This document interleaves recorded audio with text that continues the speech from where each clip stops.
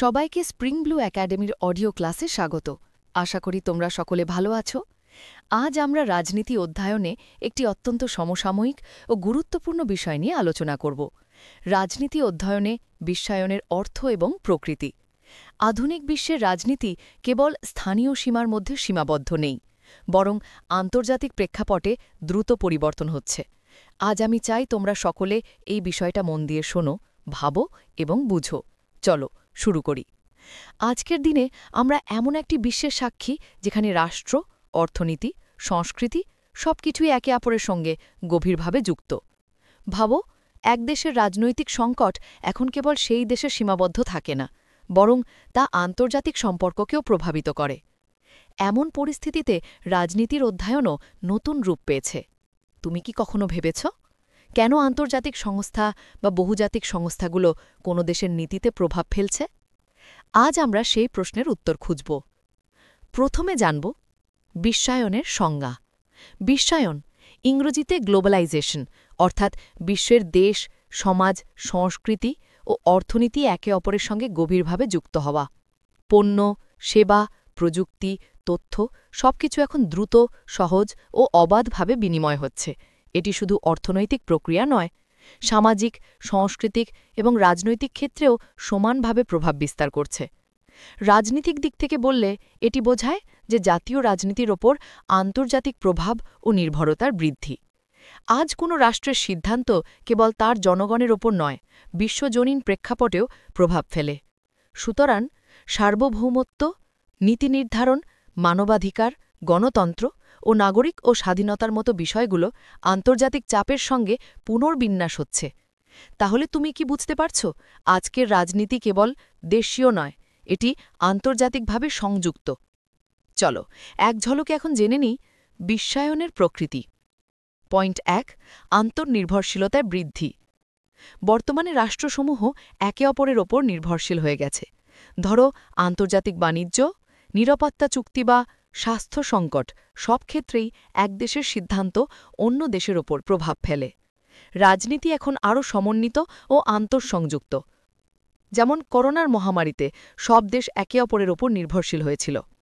Point ২, রাষ্ট্রের সার্বভৌমত্বের সংকোচন।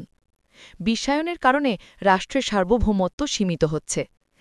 WTO, IMF, UNO এই আন্তর্জাতিক সংস্থাগুলোর সিদ্ধান্ত অনেক সময় রাষ্ট্রের অভ্যন্তরীণ নীতি প্রণয়নেও প্রভাব ফেলে।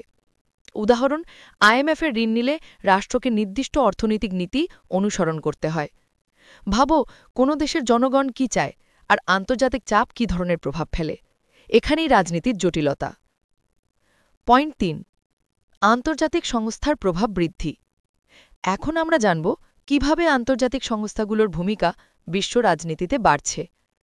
আসলে জাতিসংঘ, ইউরোপিয়ান ইউনিয়ন, বিশ্ব ব্যাংক এরা কেবল অর্থনৈতিক দিক নয়, রাজনৈতিক দিকেও গুরুত্বপূর্ণ নির্দেশনা দেয়।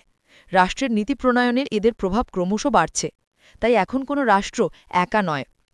পয়েন্ট ৪, বহুজাতিক সংস্থার রাজনৈতিক প্রভাব। এমন কিছু সংস্থা আছে যেগুলো কোনো রাষ্ট্রের নয়, কিন্তু তাদের প্রভাব রাষ্ট্রের মতোই বড়। এই সংস্থাগুলিকেই বলা হয় বহুজাতিক বা মাল্টিন্যাশনাল কর্পোরেশনস বা MNCs। গুগল, মেটা, মাইক্রোসফট, রিলায়েন্স, আদানি এই সংস্থাগুলো রাষ্ট্রের রাজনৈতিক সিদ্ধান্তেও প্রভাব ফেলছে। কর, তথ্য নিরাপত্তা, নীতিমালা সবকিছুতে এখন এদের ভূমিকা, ফলে ক্ষমতার ভারসাম্য বদলাচ্ছে। তোমরা ১ মিনিট ভাবো, কতটা শক্তিশালী এই সংস্থাগুলো যা রাষ্ট্রের নীতিকে পর্যন্ত প্রভাবিত করতে পারে।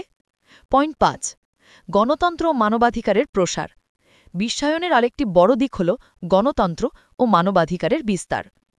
একসময় মানবাধিকার ছিল অভ্যন্তরীণ বিষয়, কিন্তু এখন তা আন্তর্জাতিক আলোচনার কেন্দ্রবিন্দু। বিশ্বায়নের ফলে গণতন্ত্র ও মানবাধিকার ছড়িয়ে পড়েছে। Amnesty international, human rights watch এরা মানবাধিকারের লঙ্ঘনের বিরুদ্ধে আন্তর্জাতিক চাপ সৃষ্টি করছে, ফলে রাজনীতি আরও স্বচ্ছ ও দায়বদ্ধ হয়ে উঠছে। পয়েন্ট ৬, তথ্য প্রযুক্তির ভূমিকা ও দ্রুত রাজনৈতিক প্রচার। তথ্য প্রযুক্তি এখন রাজনীতির হৃৎস্পন্দন। ইন্টারনেট, সামাজিক যোগাযোগ মাধ্যম, টেলিভিশন সব মিলিয়ে রাজনৈতিক বার্তা মুহূর্তের মধ্যে বিশ্বে ছড়িয়ে পড়ে। ধরো, ভারতে কোনো রাজনৈতিক সিদ্ধান্ত নেওয়া হলো, ১ মিনিটের মধ্যে তা আন্তর্জাতিক সংবাদ মাধ্যমে প্রচারিত হচ্ছে। বিদেশি রাষ্ট্র প্রতিক্রিয়া দিচ্ছে। রাশিয়া ইউক্রেন যুদ্ধ, ভারত পাকিস্তান সংঘাত সবই দেখিয়ে দিয়েছে রাজনীতি এখন আর স্থানীয় নয়, এটি বর্তমান সময়ে গ্লোবাল বিষয়। পয়েন্ট ৭, নব্য ঔপনিবেশিকতা বা সাংস্কৃতিক আধিপত্য। বিশ্বায়নের একটি সূক্ষ্ম কিন্তু গভীর প্রভাব হল সাংস্কৃতিক আধিপত্য। একসময় শক্তিশালী দেশগুলো অন্য দেশ দখল করত অস্ত্র দিয়ে। এখন তারা প্রভাব বিস্তার করে সংস্কৃতি, মিডিয়া এবং বিনোদনের মাধ্যমে। হলিউড সিনেমা, পশ্চিমা ফ্যাশন, ফাস্ট ফুড, প্রযুক্তি ব্র্যান্ড সবই সফট পাওয়ারের অংশ। এই প্রভাব রাজনীতিকেও প্রভাবিত করে, কারণ চিন্তাভাবনা এবং মূল্যবোধের পরিবর্তনের মধ্যে দিয়ে রাজনৈতিক সিদ্ধান্ত গঠিত হয়। পয়েন্ট ৮, বিশ্ব নিরাপত্তা ও সন্ত্রাসবাদ ইস্যু। সন্ত্রাসবাদ, অস্ত্র ব্যবসা এবং জঙ্গিবাদ এখন আন্তর্জাতিক সমস্যা। বর্তমানে সমস্ত দেশগুলো একত্রে তা মোকাবিলা করছে, ফলে নিরাপত্তার নীতি এখন বিশ্বজনীন। পয়েন্ট ৯, অভিবাসন ও শরণার্থী রাজনীতি। বিশ্বায়নের কারণে মানুষ এখন সীমান্ত অতিক্রম করছে, কেউ কাজের জন্য, কেউ আশ্রয়ের খোঁজে। এই অভিবাসন উন্নত দেশের অর্থনীতিতে যেমন শ্রমশক্তি যোগাচ্ছে, তেমনি রাজনীতিতে সৃষ্টি করছে নতুন বিতর্ক। একদিকে শ্রমশক্তি বৃদ্ধি, অন্যদিকে জাতীয়তাবাদ ও বিভাজন। উদাহরণ হিসেবে সিরিয়া বা আফগানিস্তানের শরণার্থী সংকট, যা ইউরোপের অভ্যন্তরীণ রাজনীতিতেও প্রভাব ফেলেছে। পয়েন্ট ১১, নতুন রাজনৈতিক ক্ষমতা কাঠামোর উদ্ভব। আগে রাজনীতি মানে ছিল রাষ্ট্র এবং সরকার, কিন্তু এখন এই কাঠামো অনেক জটিল এবং অংশগ্রহণমূলক। রাষ্ট্রের পাশাপাশি আন্তর্জাতিক সংস্থা, এনজিও, কর্পোরেট কোম্পানি এবং নাগরিক সমাজও রাজনীতিতে প্রভাব রাখছে।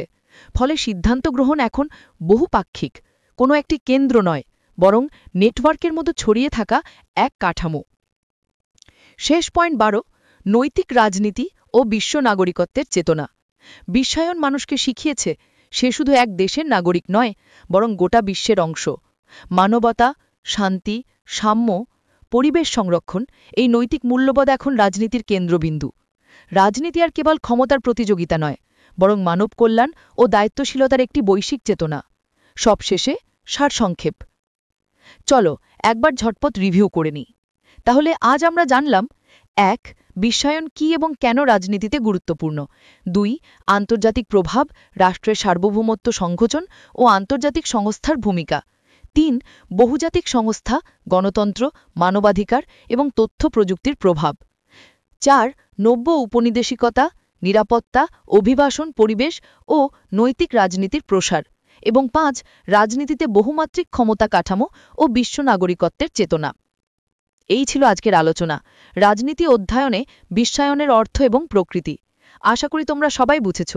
কিন্তু যদি কারো কোনো প্রশ্ন থাকে কিংবা কোনো অংশ অস্পষ্ট মনে হয়, তাহলে স্প্রিং ব্লু একাডেমি অ্যাপে ডিসকাশন ফোরামে লিখে জানাবে। মনে রেখো, শুধু মুখস্থ করলে চলবে না, বুঝে পড়তে হবে, মন দিয়ে শুনতে হবে। আর হ্যাঁ, কলেজের সমস্ত নোটস পেয়ে যাবে আমাদের অ্যাপে, তাই ডাউনলোড করে নিও spring blue academy app play store থেকে। ধন্যবাদ, ভালো থেকো। সৌজন্যে স্প্রিং ব্লু একাডেমি টিম, তোমাদের পরীক্ষার সঙ্গী।